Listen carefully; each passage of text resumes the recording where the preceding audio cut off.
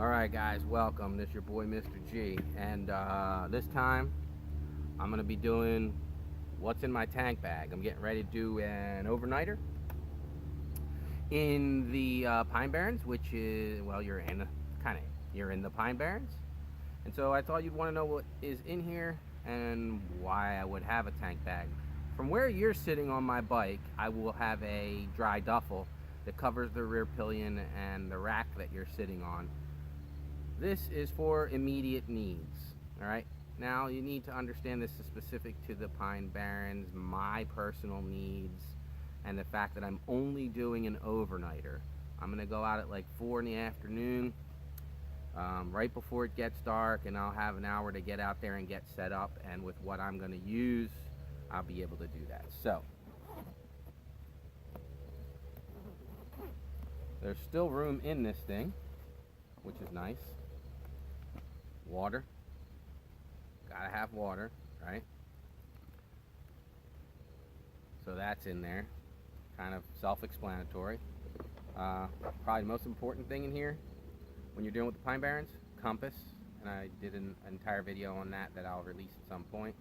So you've got to have yourself a compass, a snack of some kind.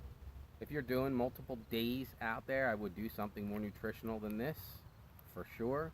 But this is just going to serve as a quick breakfast before I ride home.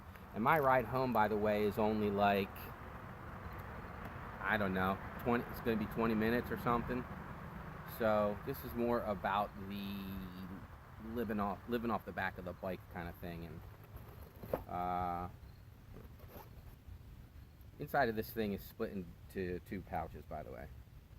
This is key. I think you should probably have one of these on a street bike or a bike you're going to take in the dirt. Let that go. You put the loop around, maybe here. Just something to remind you not to take off with this thing still laying behind you. Okay, don't forget it.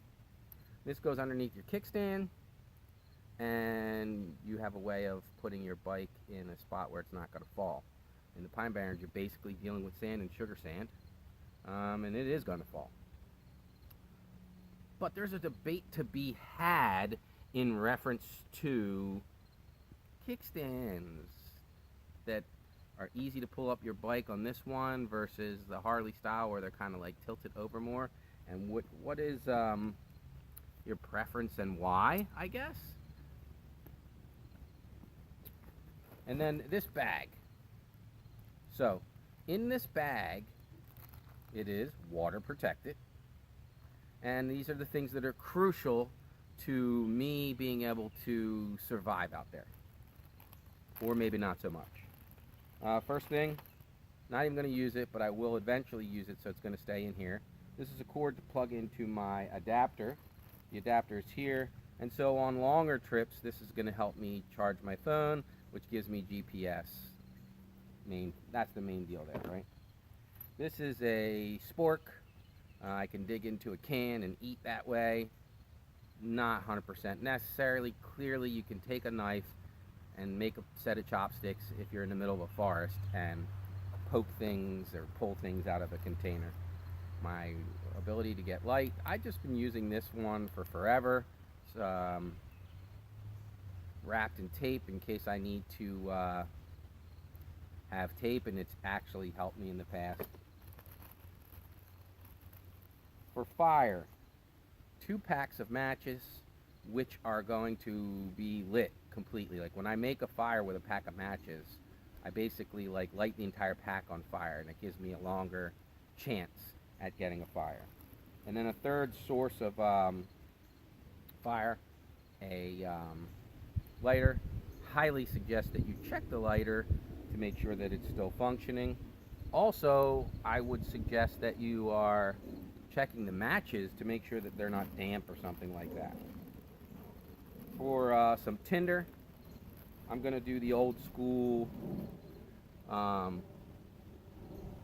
chapstick and cotton balls. And yes, you could, you're in the New Jersey Pine Barrens, so let me just say this. In the New Jersey Pine Barrens, if you want to get a fire, all you do, excuse me, is find some dead, red, brownish colored pine leaves. Even if it's pouring rain, doesn't matter. Shake them off, and then light them with a match, and you'll have a fire. That being said, some people prefer to bring certain specific things with them, like birch bark. You want to go there, you go there. This is what I'm doing, and I'm okay with it. Leatherman. I don't carry a knife most of the time. Maybe that's not 100% true. Sometimes I experiment with different blades. But Leatherman is really my jam. The blade stays super sharp. Been using this one for years and years. I don't know how or why it stays super sharp, but it just does. I've used the pliers on this. I've used the can opener on this. So, you know, I mean, you could see it's even got some rust. Like, this thing gets used. I've used the screwdriver on this. Just a great thing to have. You are dealing with a foldable blade, so you could cut your own fingers. I suggest that you are cutting away from yourself, and of course you are cutting with gloves on. I'm gonna have motorcycle gloves on, unless I'm really close to the fire. I don't want them getting ruined by fire.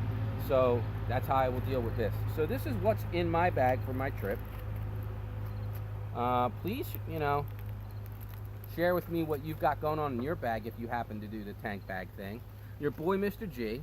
Like, share, and subscribe. We're doing the whole Pine Barrens adventure ride thing, and I'm taking you guys with me. Peace, and I'll catch you on the flip side.